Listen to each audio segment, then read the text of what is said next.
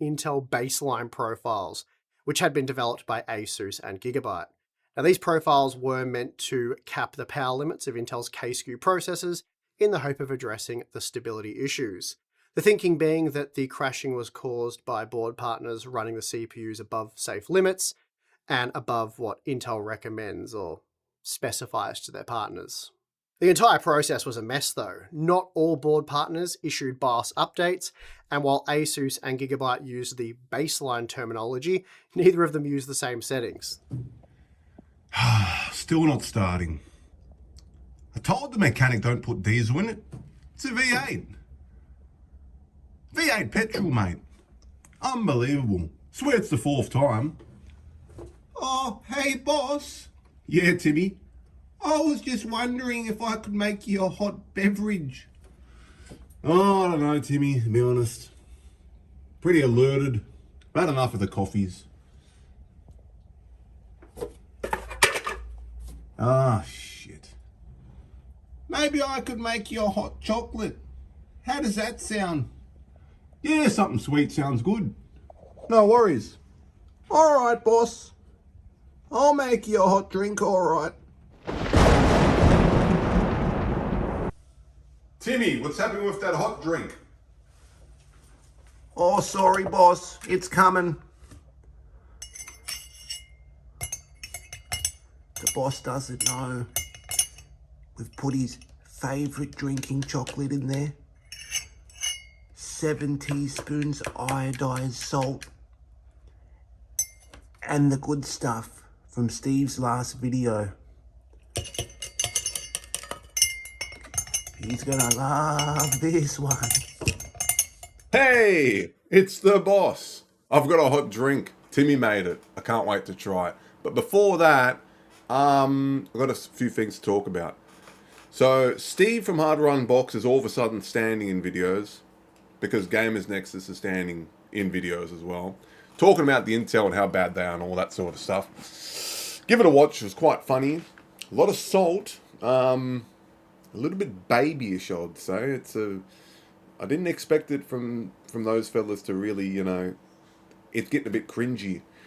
But I'm gonna put it on the screen right now. Why are we running at 105 degrees? Like 105 degrees? Are you serious? No wonder it's broken. Like, honestly, like, that's just crazy. Anyway, you do what you want. I'm not going to judge. Don't run a CPU cooler.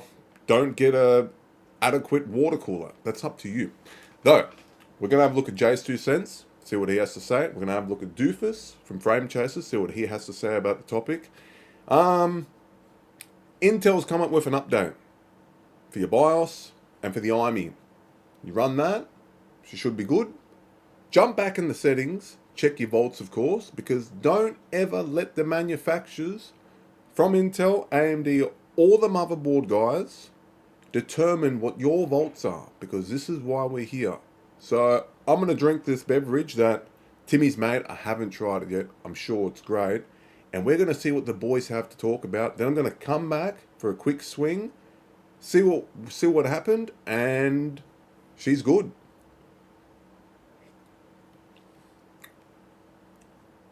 What the fuck is this, Timmy?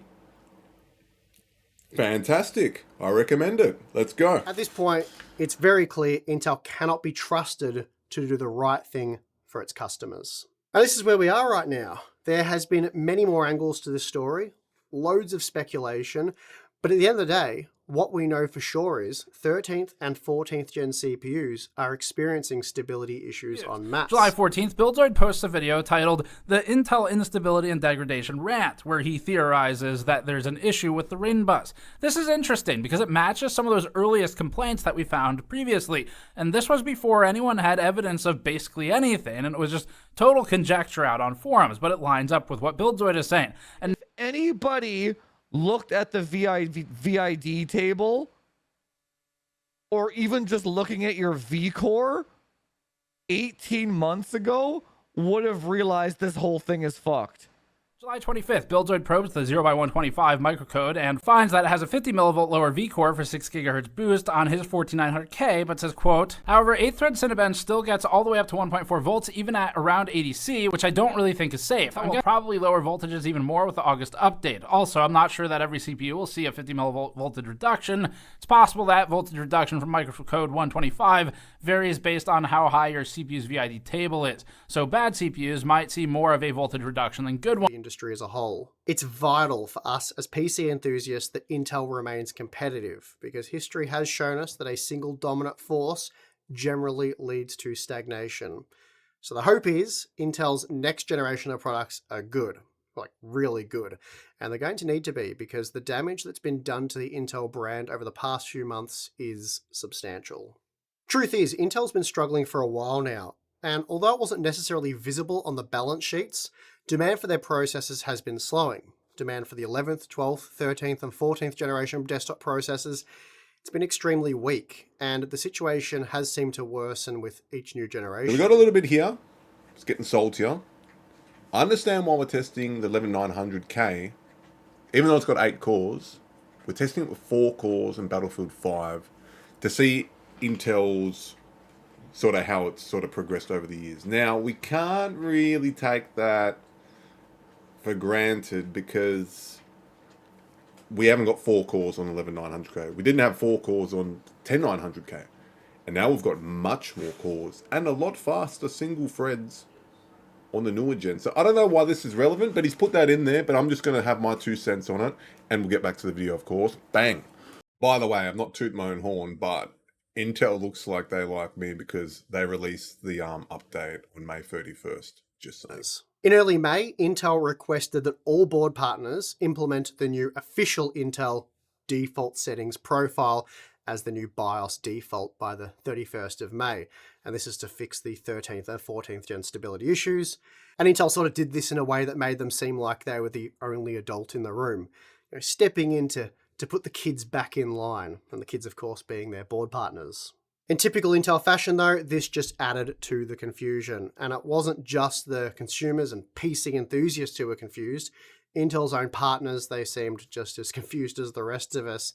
And this is because Intel issued 3 profiles as the default profile. But I guess you'd have to say default profiles. How does that work, you might be wondering? To this day, no one really knows. The 3 profiles were called Baseline, Performance, and Extreme. And even today, board makers seem to keep switching between what the default profile or Intel's recommended profile is for their boards. Some started with the Performance profile, then they moved to the Extreme profile, and really basically none of them were rolled out by Intel's promised date of May 31st. Thing is though, none of this solved the issue. Crashing reports were still coming in, and by this point, major game developers and server companies, they were starting to go public with information regarding mass crashes. Now, anybody pick it up? PL4, what did we see? We saw 550 watts. Can your cooler in your CPU, or for your CPU, in your computer, do 550 watts? I bet you it can't. So you're probably running hot and you didn't even know it. That's why it's degraded. But we'll see what unfolds. Support users beyond the legal requirement of following their existing written warranty policy, and it answered with this, quote, Intel standard warranty policy remains in place. However, Intel is committed to making sure all customers who have or are currently experiencing instability symptoms on their 13th to 14th gen desktop processors are supported in the exchange process.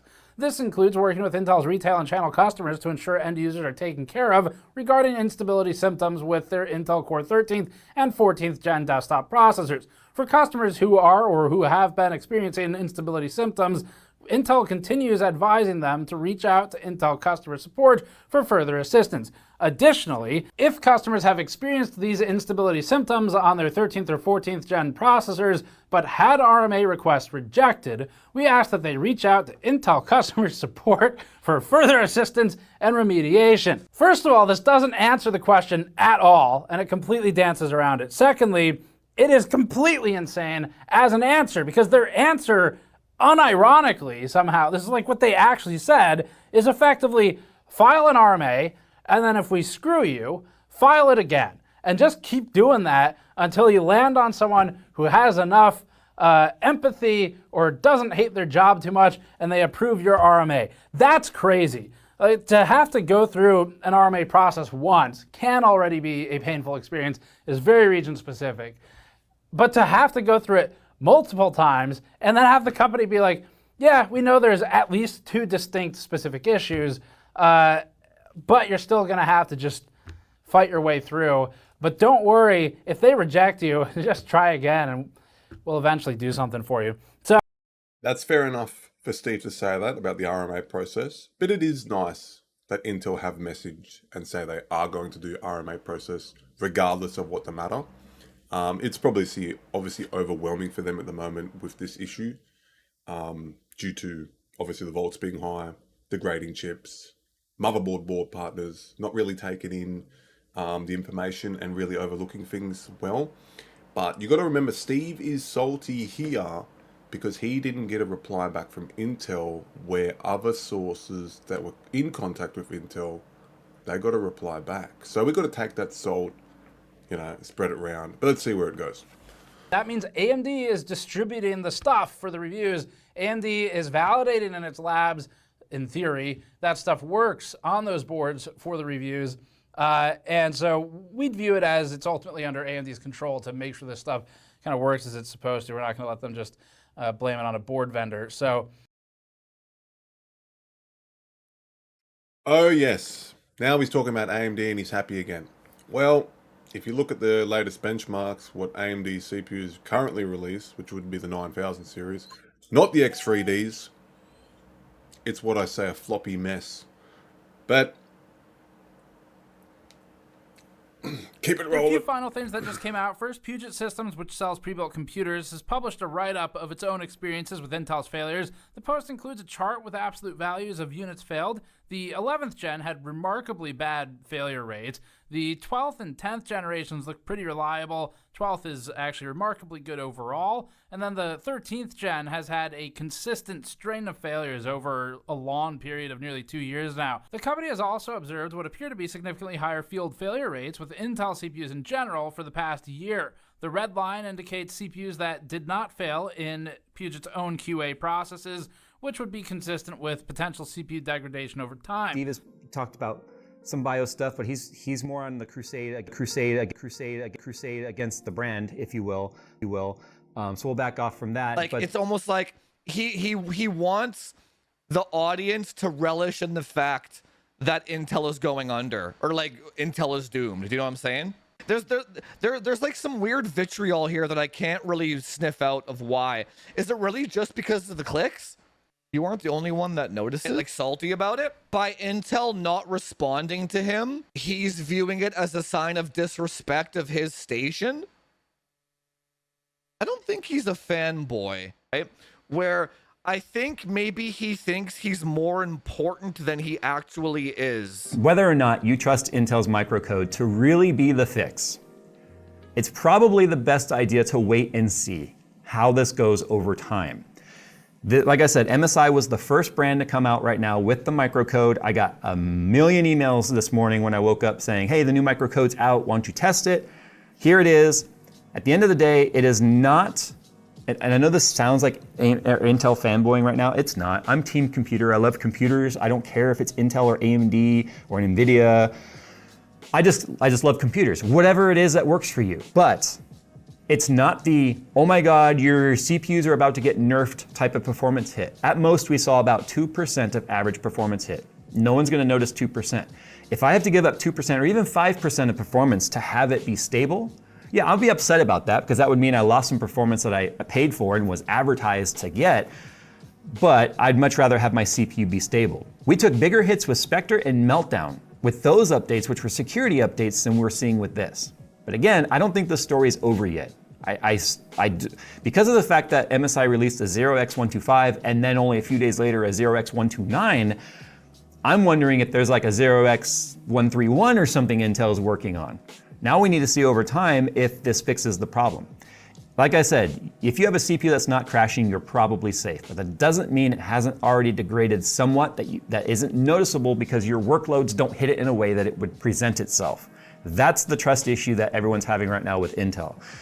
And unfortunately, as I said, if you're already getting blue screens and stuff, and it's related to this, your CPU is already toast. It's time to RMA that, however painful that process is going to be. And also, Patrick did just while I was filming this, go and quickly validate, and we had some of the same memory issues with our 9600X on an ASRock board, so it does seem like that CPU is just screwed. As for the 9700X, the CPU is fine. If it didn't have the efficiency improvements, it'd be getting the Intel 11th gen treatment of being a dead generation that we call a waste of sand. Instead, because it has efficiency, it just gets meh. As for Intel, we'll reevaluate the company's processors when the microcode ships and when they get their shit together. I'm just really thinking aloud here, you know, the 9700X, it's okay. But the reason this is disappointing is just because of how much AMD has totally flubbed and squandered the opportunity here. Intel is down and it's really screwing up.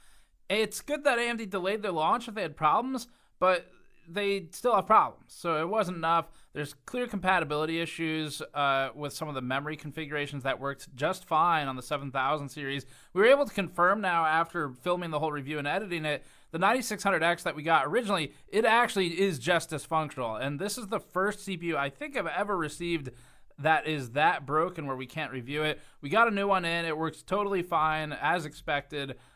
In the same test conditions. So there's something wrong with the first one. And then you look at the pricing, and if a 7700X is $60 cheaper than a 9700X, that makes way more sense.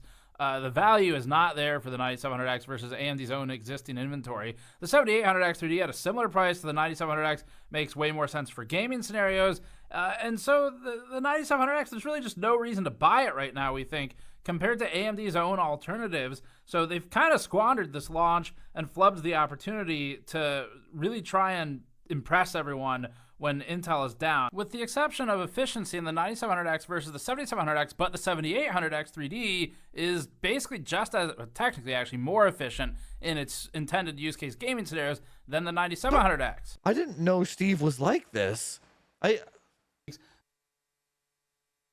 We are writing to advise your team. It's almost like a legal document. Why would Intel give a shit? Under the below internal GN ethics standards and practices, what is this? This is the weirdest shit I've ever seen. These reasons include an immediate and time-sensitive risk to the consumer, including further degradation of the product, provable and objective fault, existing statements available to other outlets that we can comment on, a history of failure to resolve this issue, and what we believe to be our motive and opportunity to mislead or misrepresent. And the one thing that I'd like Intel's people to understand, if you'd stop being defensive for a second,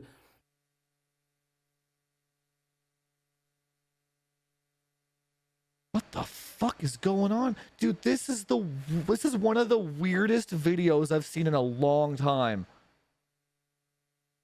Is that this entire video is him being defensive. Oh, yeah. It's like if somebody came up to me and they were like, I'm not going to have contact with you because you don't meet my ethical code. Like, okay. Yeah, and then me having the reaction of not giving a shit would make them even madder because I don't care. That's what's happening here. It's like he wants Intel to care about him. It's really fucking weird. So wrapping this up, this is a pretty big review. We could break down really simply though. Intel has been working really hard this past year. They have been putting in concerted effort to make sure that nobody has any confidence in them whatsoever. And they've succeeded. They have done exceptionally well at really killing the confidence in Intel as a brand, destroying its brand credibility, making us question whether or not it'll actually support its products, making us question whether it'll tell people about the faults of its products and try to make good on it. So because of that, AMD has that going for it. Unfortunately, though, this is not a good marketing tactic. The other one being worse, generally speaking, is not a good sell. Because what happens is stagnation. People look at it, they go, I'll just sit on what I am using now. The test is fine. And then I'd go to single core, start it, crash, restart the system, and then it would run fine. We did experience a significant amount of crashing as well, though, on our 7600X when Phil was trying to do handbrake. It continued to crash every time he would launch it. He finally got it to pass. We have to put an asterisk next to this too, because we are using a pre-launched BIOS for our ASRock Tai Chi, which is what our testing is on. Now the 7000 series, with the exception of the 7600X on handbrake, was solid. I didn't have any problems. The Expo 2 profile ran just fine. I was starting to wonder if all these crashes were abnormal. Some of the other creators I talked to said yes, they were experiencing RAM problems. They were experiencing, I think Steve told me he couldn't get Expo to run on any of his 7600X at all. Like no RAM would run above base clock. So he thinks, at least when we were talking, he thought there might have been something up with that CPU. I don't know how that turned out. You have to watch his video to see. I'm sure you've already watched it probably. It definitely reminded me of what sometimes it feels like when a new architecture comes out from AMD when it comes to RAM stuff. Now my 7950X 3D, I said I couldn't run 6000 on. I'm running on just fine right now because I was able to get sub-timing set up through a different Expo profile that has been rock solid. But the 9000 series stuff seems to be extremely finicky at the moment, and I'm hoping another BIOS revision will fix some of this because the 7000 stuff has been really solid with the exception of the handbrake thing we talked about through all of our tests and didn't give us any weirdness. But 9000 series did on the same BIOS, and these are BIOS provided by AMD, including chipset drivers and fresh Windows installs, all this stuff. It's just, the weirdness persists. So after all that, I finished my drink. It's quite good actually. Timmy made a real good one this time. He should maybe make it for Gamers Nexus. Steve from Hardware Unboxed. But going back to the what's at hand, so it looks like Steve's upset for being left on red. We got Jace 2 cents. He's not impressed by obviously the 9000 series. So same with the Steves. He's having problems. Though he ended up fixing it after all. He's also not impressed by the new Intel BIOS that came out in August. Not the May 31st one I showcased. That was my birthday. But there's a new one that's just dropped out a few days ago. Probably wait for the new one. I've done some research. V-Droop's a bit different. It's not going to change much. Get in the BIOS, do it yourself, you'll be fine. If you're not, you're going to have to RMA it, of course. What have we got here? Juvis isn't impressed either with Steve. Like, watching that video, obviously watch it. Yeah, you can smell the salt in the air. He's definitely I'm not impressed at all. He's normally pretty on point, but I did say he has to pull the handbrake up in a few videos back, and he's definitely pushed the fuck out of the accelerator this time. I don't know what he's gonna obviously watch his AMD video as well, but he's got problems there. So are we gonna boycott AMD now? Is everybody gonna jump on their back and do the same thing about Intel? I don't think so. But yeah, make yourself a beverage, a nice hot one, and see you later.